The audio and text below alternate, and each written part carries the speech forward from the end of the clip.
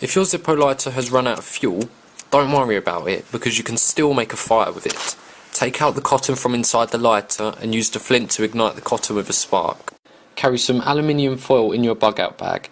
The reason for this is if the ground is damp and you can't get a fire going because Mother Nature hates you that day, lay out the tin foil and you'll have an instant dry platform to build your fire. Placing some masking tape over your torch reduces your profile but still gives you enough light to work with. A handy trick courtesy of the SAS. If you carry a functioning analog wristwatch, then you can use it to find your north and south line. A little known trick, but very handy. Hold your watch horizontal and point the hour hand towards the sun. Bisect the angle between the hour hand and the 12 o'clock mark to get the north-south line. North will be the direction furthest from the sun. Navigating terrain at night without a compass is simple. The stars themselves will guide you, like that Coldplay song. If you're in the northern hemisphere, then the North Star, aka Polaris, will guide you to true north. If you have a basic understanding of stellar constellations, then it's very easy to find. First of all, find the Big Dipper, aka Ursa Major, or the Plough, which it's more commonly known by, and follow this line. This line leads straight to the North Star. Having a guitar case as a bug-out bag is quite unconventional but very effective in its own right. You have the opportunity to pack a lot of gear without sticking out like a sore thumb. No one's going to pester and beg a guy for supplies if they think he's just a loser carrying around a guitar. If you can't afford stab-resistant vests or sappy plates, homemade ballistic protection can be made with carbon steel tenon saws. Several saws combined together with duct tape can create a stab-proof, fragmentation and arrow-proof plate to put in a plate carrier. It has also been demonstrated in some cases that it will stop a .22 long rifle bullet. Household bleach can be used to purify water. The ratio of bleach to water is 2 drops of bleach to purify 1 litre of water. Toothpaste can be used to treat bug bites and insect stings. Also, gotta stay minty fresh when you're out on the trail. Tent pegs laid across 2 logs can be used as a makeshift grill. Get yourself a tin can, a fawn and some string, and you have yourself a hobo fishing kit. In wet conditions, tinder can easily be gathered by shaving off strips of the inner bark of twigs and logs. Large rocks placed around a campfire will absorb heat, and even when the fire dies down, they will still radiate enough heat to keep you warm. Also, the hot rocks can be placed in a cup of water, and the heat from the rocks will begin to boil and purify the water. If you're purifying water, say from a swamp, but it smells absolutely dreadful, add some charcoal into the water while you're boiling it, and it will remove the unpleasant smell and slightly improve the taste. The inner strands of 550 paracord are strong enough, so you can tie equipment to your bag and make shelter without using up all of your paracord. A foil blanket duct taped to the inside of a tarp shelter can massively increase the heat retention of your shelter. These are called super shelters within the survivalist community. Glow sticks should always be carried, just in case you need to be rescued. Tie 3 feet of paracord to a glow stick and swirl it round in a circle like you're at some rave hopped up on Smarties to create a 6-foot disc of light which will make it easy for rescue to spot you. A disposable raincoat, or poncho, is a very useful multi-purpose piece of equipment. Number 1, it can obviously be used as a raincoat. 2, it can be manipulated to make a makeshift shelter. 3, it can be used to create a solar still to gather and purify seawater. And 4, it can collect rainwater for drinking. But I heard that's illegal in some states in America, so unlucky. Don't rely on boiling water alone as your method of purifying water, as you may not always have the luxury of a fire. Pack water purification tablets. Barbed wire can be turned into makeshift fishing hooks. If you happen to carry pliers with wire cutters in your kit, then simply snip off the barbed wire and fashion it into a hook and attach some paracord. Never, under any circumstances, use untreated water to clean wounds. It's common sense, but I've seen a lot of people wash their wounds in a river. Also, don't submerge your hands in water if you have any cuts or lacerations. Animal entrails that you would usually throw away should be kept to use as bait for fishing, traps and snares. Always process your game far away from your camp, as you don't want bears or other predatory animals picking up the scent and sniffing around your camp looking for the animal carcass.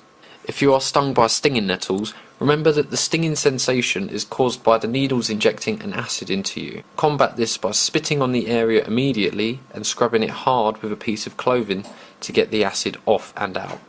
Don't waste time and valuable energy by chopping up logs with an axe or a machete. Just give them a swift kick and snap them in half by force. You are not making furniture, it does not have to be perfect.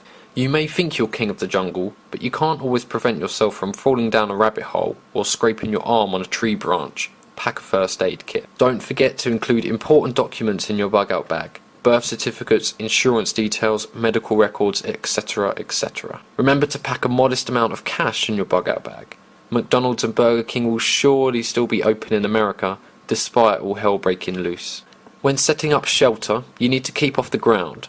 Laying on the ground is going to suck all the heat out of you and you'll end up freezing your bollocks off. Laying on a ground sheet or a poncho isn't enough, I'm afraid. You need to elevate yourself off the ground. You can either make a platform out of logs or gather up a bunch of leaves and weeds and create yourself a soft padded raised bed.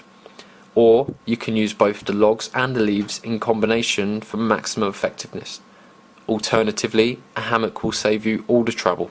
When packing your rucksack, always put the light stuff on the bottom and the heavy stuff on top to maintain your centre of gravity.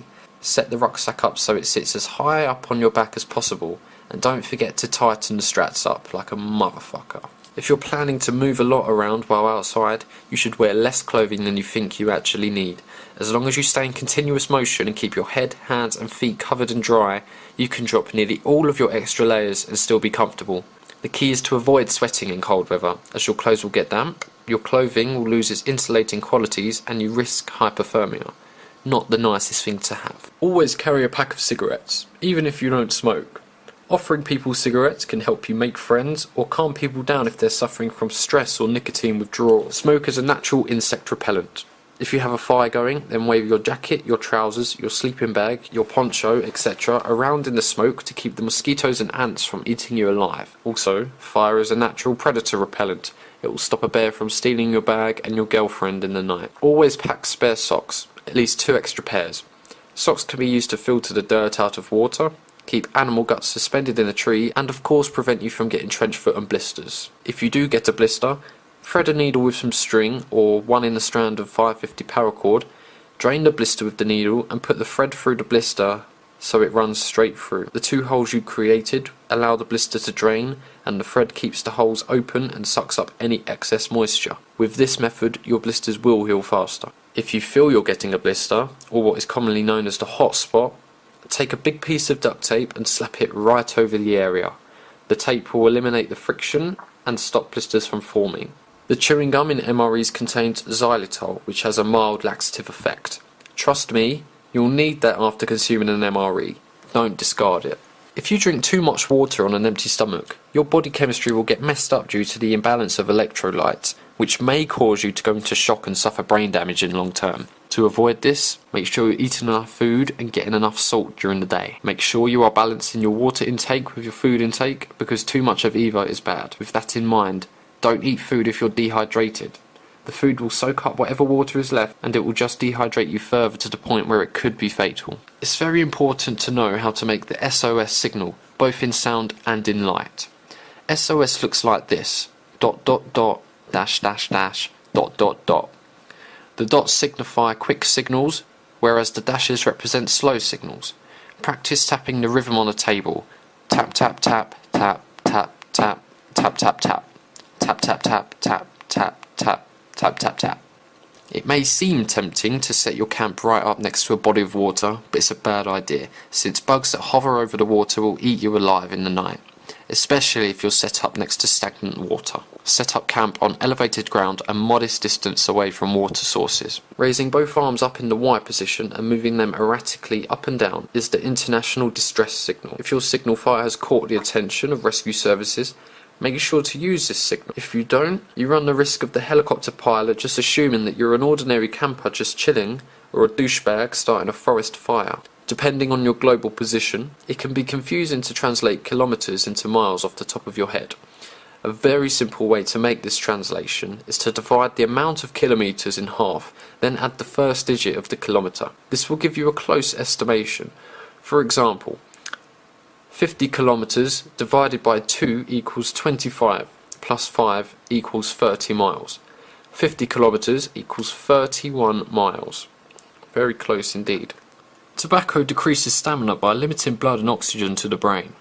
It also interferes with healing and blood clotting by destroying the platelets in your blood.